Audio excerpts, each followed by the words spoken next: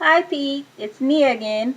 Um, I want to first say that I saw your response video, and you are so cute with the little hat on and the little goatee and everything.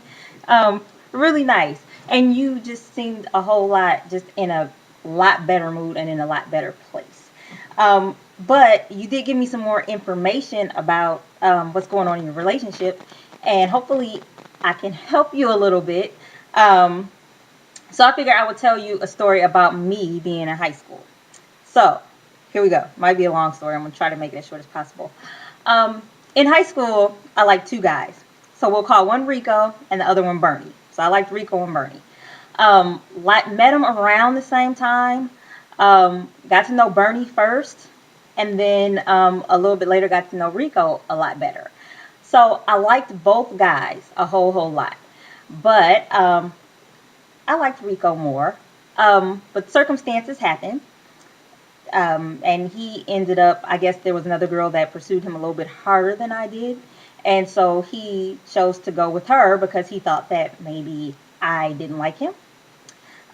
So, um, everybody's vibing real good, but I really like Rico. Bernie's a nice guy. We get along, both really good guys. So when I find out that Rico had moved on, then it's like, well, have Bernie here, so let's make it work. So me and Bernie became boyfriend and girlfriend. So during our relationship, it wasn't a bad relationship, but you know, it was okay.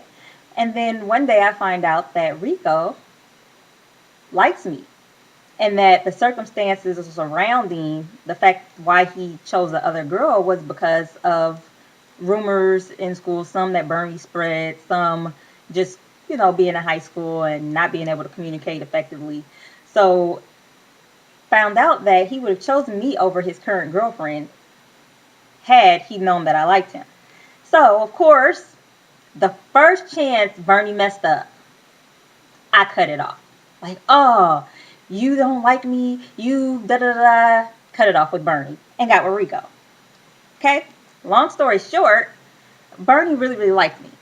And although I liked him, he was a good guy. Of course, Rico was my first choice. So I moved on Rico, but for a few months after that, Bernie would call or Bernie would be like, yo, let's go get a pizza. And out of guilt, I think, I would go get a pizza with him. And, he would plead with me like, just leave Rico alone. I really like you. You're the girl of my dreams, blah, blah, blah. And the reason why I kept picking up the phone, the reason why I kept um, going out with him was basically because I knew he was a really good guy and I felt for him, but there was no way in hell I was breaking up with Rico to get back with Bernie because out of the two guys, Rico is where I really wanted to be with. Now, both of them turned out to be great guys and both of them are actually still my friends to this day. But had I been a little bit more mature, I would have said, hey Bernie, it's never gonna work out. I'm with Rico now, and maybe we should just cut things. And eventually, Bernie did. He got the picture. He moved on, and we stopped communication for a long time. And it was a while before we could be actually friends again. But it did happen.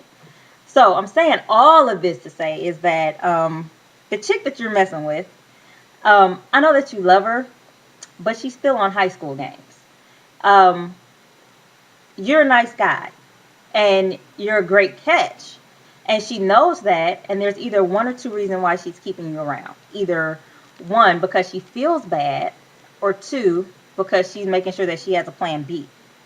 When she told you, I'd love to be with you, but I can't, translation. She loves to be with you, but she won't. She's not willing to give up the other guy. And, the whole thing about family, yes, you get close to family. I got close to Bernie's family and everything. And, it's like, oh, well, I had a good thing going. She knows she had a good thing going with you. But for whatever reason, whether it's the sex, whether it's his personality, whether it's his money, she's choosing to be with him instead of you. And my recommendation is just to let it go. You're hurting yourself more at this point by being her friend, because, you know, 1 minute she's hot, 1 minute she's cold. You know, if someone really, really loves you and truly cares for you and cares for your feelings, they will be upfront with you, even if it hurts, and not string you back and forth, because she knows what she's doing. When she did that to you over the phone, as far as like being over her girl's house and she was fronting for her girl, like, I don't know her, but I wanted to go beat her up for you. Because it's just like, come on now, like, just, if you know, be real 100%. You don't need that. Love does not treat you that way. And so that's my advice at this point. Like, if it was her saying, you know, I really, really love you, I really want to make this work, and the guy was out the picture or getting out the picture, then I could see why you still call her, why y'all still talk, why, you know, everything's still good. But coming from a girl's point of view, she's just keeping her options open. And there's no reason why you should be option number 2. You know, like, I have a Coach purse. My husband bought it for me. I love my Coach purse. I wear it every day that I possibly can. But there are some days where I have brown shoes and not black, or I have red on or something. So I have backup purses because I like to accessorize, and the Coach purse, although I love it, doesn't always go with what I need to. So I keep a slew of backup purses, and I use them for the day. I may use them for 1 or 2 days, and then I'm done with them, and I'm back to my trusty goody Coach purse. So, I mean, pretty much that's what you are right now in her mind. You're like one of those secondary bags. And who wants to be a secondary bag? You deserve to be the Coach purse. And, okay, I just put that in girls' terms, but hey, I could use it in guys' terms too. Like, you got your brand new car, and then you have your go-to-work car. And, you know, your brand new car is the car that you love. You're around it. You know, you wash it every day.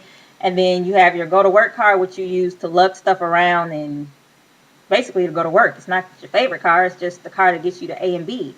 And you use it when you need it, but you love your new car or your project car or whatever it is. So I'll use that too. But regardless of the case, you don't need to be option B for anybody. And nobody really wants to be option B. And I suggested, you know, you stop talking to her. And since you broke up with her, I mean, it's going to be a period. You're going to have to mourn the relationship. So, yeah, take all the time you need. And I know that you're not going to probably stop talking to her right away, but there's going to be something that's going to click in your head, and you're going to be like, man, why am I even messing with this broad? So take your time to mourn a relationship, but don't let it be the next year that you're mourning over this girl. Say, you know what, for the next week, for the next 2 weeks, I'm just going to have a whole pity party for myself, and then after that, I'm just going to get up and it's over and done with, and then move on with your life. And there are going to be good days, there's going to be bad days. Surround yourself with people that love you. I know that anytime I've gone through a breakup, like I have a really, really close-knit family, a large family. And so when I felt like weak, like, oh, I'm in this house, I don't want to be in this house, I would go see my grandparents. That's when you get close to your grandparents, you get close to your parents, you get closer to your cousins, brothers and sisters. Like, I'm all over the place. I'm with friends, I'm out, I'm calling people, like, let's go eat, let's do something, let me get out the house so I can get my mind off of this person. And then when I feel like I'm about to drop, then I go to bed so I'm not in bed at night thinking about this person. So just get yourself active and get her out your system. But for real, you don't need her in your life. Maybe down the road you guys can be friends, but for right now, she's too childish and selfish at the moment, and you don't need her tugging your heartstrings. So I'm gonna give you another virtual hug. You looked really good in the last video, and I'm sure you will have no problem finding somebody that will treat you right, because that's what you deserve. You're a really great guy. And oh, another advice: stop falling in love so quick, because you seem like a guy that falls in love really, really quickly, that, you know, gives your all in relationship. Make these chicks work for your love. Like, I have a friend that he might be with the chick for stop calling women chicks. But he might be with the lady for 2 or 3 months, and then her birthday comes up. So her birthday comes up, and all of a sudden he's dropping $400 on a birthday gift. Oh, you can have Coach purse. You can get this and that and that. And then 2 or 3 months later, it doesn't work out, and he feels like a fool. And I said, yo, stop just giving these chicks all of you in the beginning. You've known her 2 or 3 months. It's her birthday. Buy her a $20 or $30 gift and call it a day. Take her out to dinner, buy her flowers, and make her work for it. She has to earn up to that.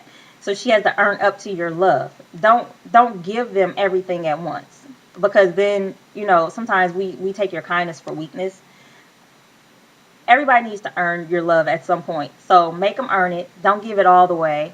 And when you find a girl that really, really deserves it, then give it to her. Because you said that you go through this a lot, like you've been dumped a lot. And that's probably why, because you give too much and then they take advantage of you and then take you for granted. No, make them earn your love. And once they've earned it, they're not going to want to let it go. So, have a good one. I hope this helps. If you need anything else, please feel free to video message me. I feel like you're a friend now. So, have a great day. Bye.